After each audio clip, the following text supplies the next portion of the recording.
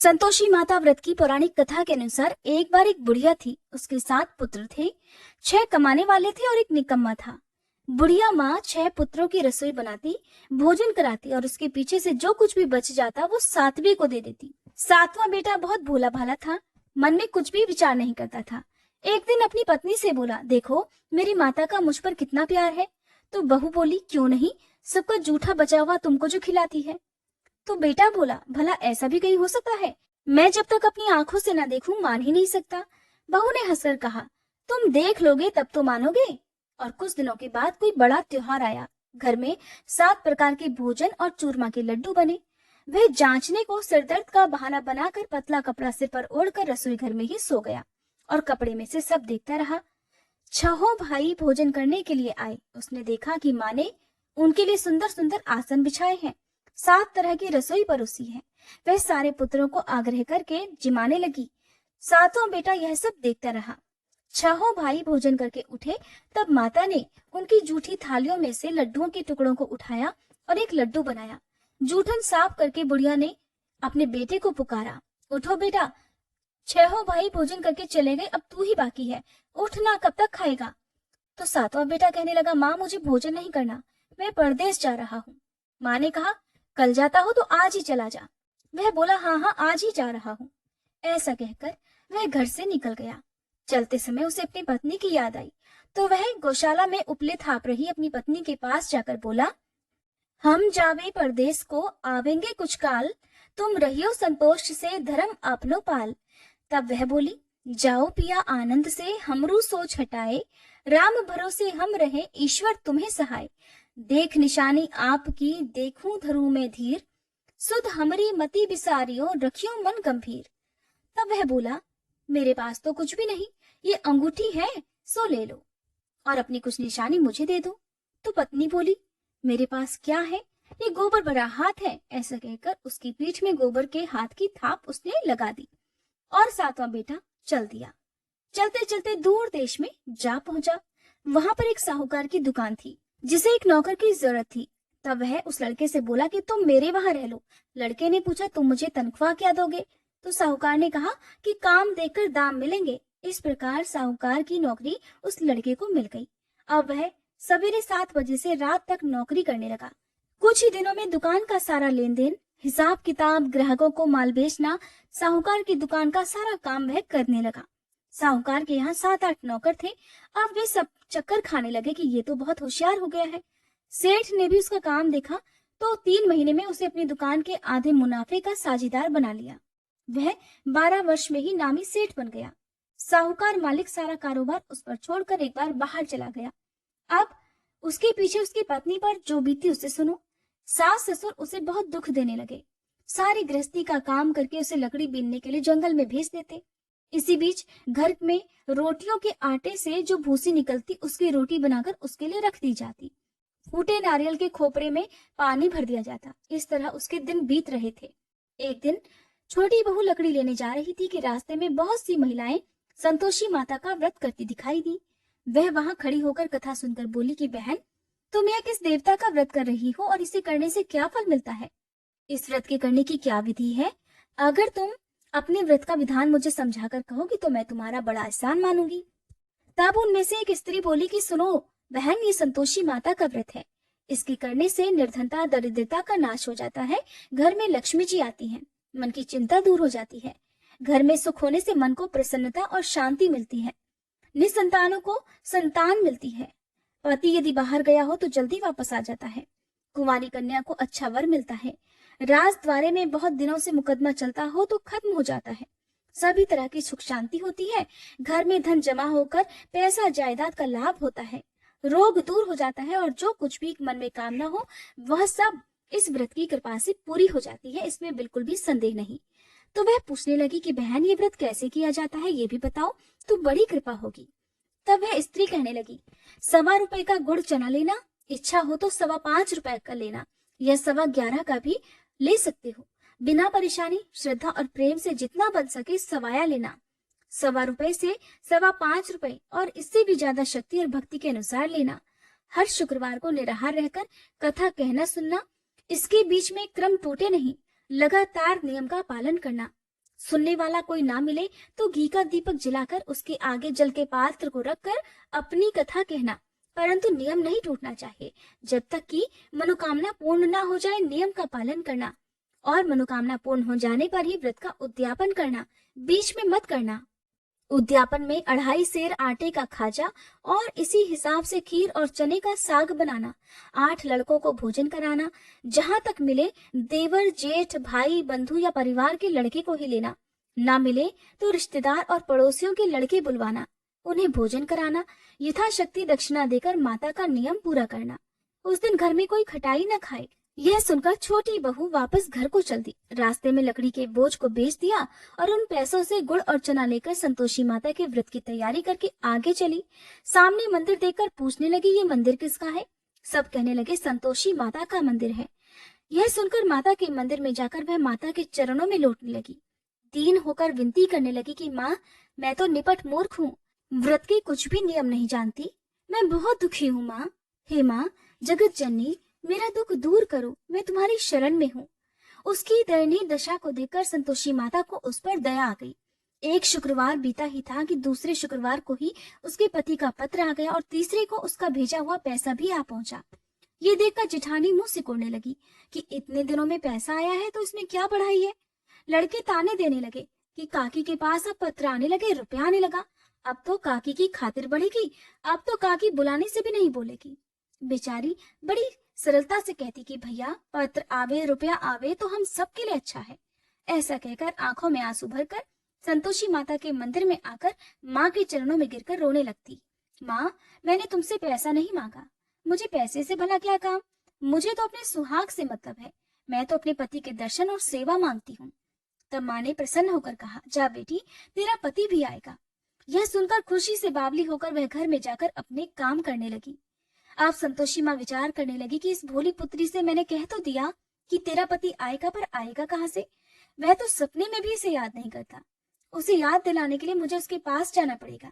इस तरह माता बुढ़िया के बेटे के स्वप्न में प्रकट होकर कहने लगी, साहूकार के बेटे, सोता है या जागता है? तो वह बोला, माँ, सोता भी नहीं हूँ, जागता भी नहीं हूँ, बीच में ही हूँ, कहो क्या आज्ञा है? तो माँ कहने लगी, तेरा घर बार कुछ है या नहीं? तो वह बोला, मेरा सब कुछ है माँ, माँ बाप भाई बहन बहू, क्या कमी है? तो माँ कहने लगी, भोले पुत्र, तेरी पत्नी वहां तेरे घर में घोर कष्ट उठा रही है, तेरे माँ बाप उसे बहुत दुख दे रहे हैं, वह तेरे लिए तरस रही है, तू उसकी सुध क्यों नहीं लेता? तो वह बोला, माँ, ये तो मुझे भी पता है, परंतु मैं जाऊं तो जाऊं कैसे? परदेश की बात है, लेन देन का कोई हिसाब नहीं, कोई जाने का रास्ता नजर नहीं आता, कैसे सेठ जी की दुकान छोड़कर चला जाऊं?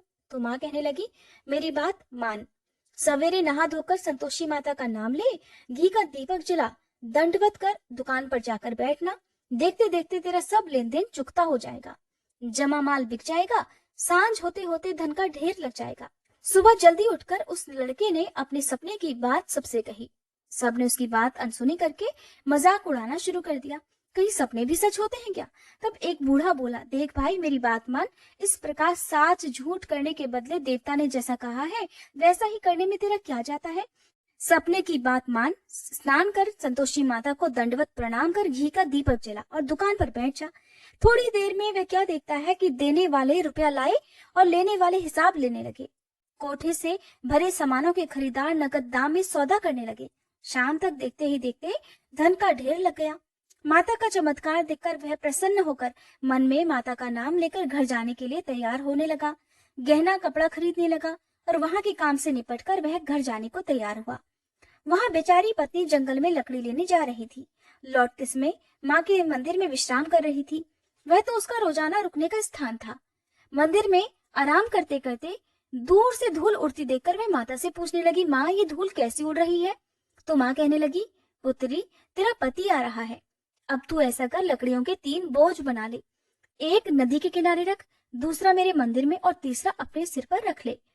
तेरे पति को लकड़ी का गट्ठा देखकर मोह पैदा होगा, वह वहां रुकेगा, नाश्ता पानी बना खाकर माँ से मिलने जाएगा। तब तू लकड़ियों का बोझ उतार कर घर जाना और बीच चौराहे में गट्ठर डालकर 3 आवाजें जोर से लगाना, लो सासू जी, लकड़ियों का गट्ठा लो, भूसी की रोटी दो, नारियल के खोपरे में पानी दो, आज घर में कौन मेहमान आया है? माँ की बात सुनकर बहू बहुत अच्छा ऐसा कहकर बड़ी प्रसन्न होकर लकड़ियों के 3 गट्ठर ले आई। एक नदी के तट पर रखा, एक माँ संतोषी के मंदिर में रखा। इतने में ही एक मुसाफिर वहां आ पहुंचा। सूखी लकड़ियां देखकर उसकी इच्छा हुई कि अब यहीं विश्राम करे और भोजन बना खाकर गांव जाए। इस प्रकार भोजन बनाकर वह वहीं विश्राम करने लगा। उसके बाद गांव को गया, सबसे बड़े प्रेम से मिला। उसी समय बहू सिर पर लकड़ी का गट्ठा लिए वहां पहुंच गई। लकड़ी का भारी बोझ आंगन में डालकर उसने जोर से 3 आवाजें दी। लो सासू जी, लकड़ी का गट्ठा लो, भूसी की रोटी दो, नारियल के खोपरे में पानी दो, आज कौन मेहमान आया है। ये सुनकर सास बाहर आकर अपने द्वारा दिए हुए सभी कष्टों को भुलाने के लिए कहने लगी कि बहू, ऐसा क्यों कहती हो, तेरा पति ही तो आया है, आ बैठ, मीठा भात खा, भोजन कर, कपड़े गहने पहन। इतने में आवाज सुनकर उसका पति बाहर आ गया और अंगूठी देखकर व्याकुल होकर माँ से पूछने लगा कि माँ ये कौन है। तो माँ कहने लगी कि बेटा ये तो तेरी पत्नी है। आज 12 वर्ष हो गए जब तू घर से गया है, तब से सारे गांव में जानवर की तरह भटकती फिर रही है। काम काज घर का कुछ भी नहीं करती, 4 समय यहाँ आकर खा लेती है। अब तुझे देखकर भूसी की रोटी और नारियल के खोपरे में पानी मांग रही है। यह सब सुनकर वह लज्जित हुआ, बोला, माँ ठीक है, मैं इसे भी देख रहा हूँ और अब तुम्हें भी देखा है। अब मुझे दूसरे घर की चाबी दो तो वहां जाकर रहूं। माँ बोली, ठीक है बेटा, जैसी तेरी मर्जी। ऐसा कहकर चाबी का गुच्छा उसने पटक दिया। उसने चाबी ली, दूसरी कमरे में जो तीसरी मंजिल के ऊपर था खोलकर सारा सामान वहां रख दिया। एक दिन में ही वहां राजा के महल जैसा ठाट बाट बन गया। अब क्या था, वे दोनों पति पत्नी वहां सुखपूर्वक रहने लगे। इतने में अगला शुक्रवार आया। पत्नी ने अपने पति से कहा कि मुझे माता के व्रत का उद्यापन करना है। पति कहने लगा, बहुत अच्छा, खुशी से करो। वह तुरंत ही उद्यापन करने की तैयारी करने लगी। जेठ के लड़कों को भोजन करने के लिए कहने गई तो जेठानी ने अपने बच्चों को भेजने के लिए हाँ कर दिया, परंतु पीछे जेठानी अपने बच्चों को सिखलाने लगी कि देखो रे, भोजन करते समय सभी लोग खटाई मांगना ताकि उसका उद्यापन पूरा ना हो सके। अब लड़के जिमने गए, खीर पेट भरकर खाई, परंतु याद आते ही कहने लगे कि काकी हमें कुछ खटाई दो, हमें ये खीर बिल्कुल अच्छी नहीं लग रही। तो बहू कहने लगी कि खटाई तो किसी को नहीं दी जाएगी, ये खीर तो संतोषी माता का प्रसाद है। यह सब सुनकर सभी लड़के तुरंत उठ खड़े हुए, बोले, पैसा लाओ। भोली बहू बहुत कुछ जानती नहीं थी, सो उन सबको पैसे दे दिए। लड़के उसी समय जाकर दुकान पर जाकर इमली खाने लगे। ये देखकर बहू पर संतोषी माता ने कोप कर दिया। राजा के दूत उसके पति को पकड़कर ले गए। जेठ जेठानी मनमाने खोटे वचन कहने लगे। लूट लूट कर धन इकट्ठा करके लाया था, सो राजा के दूत पकड़ कर ले गए। अब सब मालूम पड़ जाएगा जब जेल की हवा खाएगा। बहू से ये बातें सहन नहीं हुई। रोती रोती माता के मंदिर में गई। हे माँ, ये आपने क्या कर दिया? हंसाकर अब क्यों रुलाने लगी? तो माँ बोली, पुत्री, तूने उद्यापन करके मेरा व्रत भंग किया है, इतनी जल्दी सब बातें भुला दी। तो वह कहने लगी, माँ, भूली तो नहीं हूँ, ना कुछ अपराध किया है, मुझे तो लड़कों ने भूल में डाल दिया, मैंने भूल से उन्हें पैसे दे दिए, मुझे क्षमा कर दो माँ। माँ बोली, ऐसी भी कहीं भूल होती है भला? तो वह बार बार बोली, माँ मुझे क्षमा कर दो, मैं फिर तुम्हारा उद्यापन करूंगी। माँ बोली, अब भूल मत करना। तो वह बोली, माँ अब भूल नहीं होगी, आप बताओ अब वह कैसे वापस आएंगे? माँ बोली, जा पुत्री, तेरा पति तुझे रास्ते में ही आता मिलेगा। वह घर को चली। रास्ते में सचमुच उसका पति वापस आता मिल गया। उसने पूछा, तुम कहाँ गए थे? तो वह कहने लगा, इतना धन कमाया है, उसका कर राजा ने मांगा था, वही भरने गया था। तो वह बड़ी खुश होकर बोली, भला हुआ, अब घर चलो। कुछ दिनों के बाद फिर शुक्रवार आया तो वह बोली, मुझे माता के व्रत का उद्यापन करना है। पति ने कहा, ठीक है, करो। वह फिर से जेठ के लड़कों को भोजन करने के लिए कहने गई। जिठानी ने तो 1-2 बातें सुनाई और लड़कों को फिर से सिखला दिया कि तुम पहले की तरह ही खटाई मांगना। लड़के कहने लगे, हमें खीर खाना नहीं अच्छा लगता, जी बिगड़ता है, काकी कुछ खटाई खाने को देना। तो वह बोली, खटाई खाने को तो नहीं मिलेगी, आना हो तो आओ। वह ब्राह्मणों के लड़के को लाकर भोजन कराने लगी। यथाशक्ति दक्षिणा की जगह 1-1 फल उन्हें दे दिया, जिससे संतोषी माता प्रसन्न हो गई। माता की कृपा होते ही 9वें महीने उसको चंद्रमा के समान एक सुंदर पुत्र प्राप्त हुआ। अपने पुत्र को लेकर वह हर दिन माँ के मंदिर में दर्शन को जाने लगी। माँ ने सोचा कि ये रोज आती है, आज क्यों ना मैं ही इसके घर चलूं, इसका आसरा देखूं तो सही। ये विचार कर माता ने भयानक रूप बनाया। गुड़ और चने से सना हुआ मुख, ऊपर सूंड के समान होठ, उस पर मक्खियां भी बिना रही थी। दहलीज में पांव रखते ही उसकी सास चिल्लाई, देखो रे, कोई चुड़ैल डाकनी चली आ रही है। अरे लड़कों, इसे भगाओ नहीं तो ये किसी को खा जाएगी। लड़के डरने लगे, चिल्लाकर खिड़की दरवाजे बंद करने लगे। छोटी बहू रोशनदान में से ये सब देख रही थी। बड़ी खुशी से पगली होकर चिल्लाने लगी, अरे आज तो मेरी माताजी मेरे घर आई हैं। ऐसा कहकर वह बच्चे को दूध पिलाने से हटाने लगी। इतने में सास का क्रोध उस पर ही बरस पड़ा। बोली, अरे देखो इसे कैसी उतावली हुई है जो बच्चे को पटक दिया। इतने में माँ की कृपा से जहाँ देखो वहाँ लड़के ही लड़के नजर आने लगे।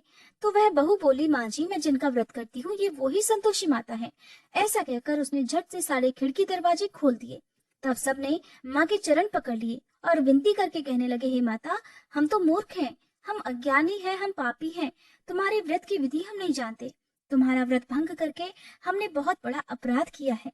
हे माते, अब आप हमारा अपराध क्षमा कर दो। इस प्रकार संतोषी माता प्रसन्न हो गई और माता ने जैसा बहू को फल दिया, हे माता वैसा ही सबको देना। जो इस कथा को पढ़े और सुने उसके सभी मनोरथ पूर्ण करना। प्रेम से बोलिए संतोषी माता की जय।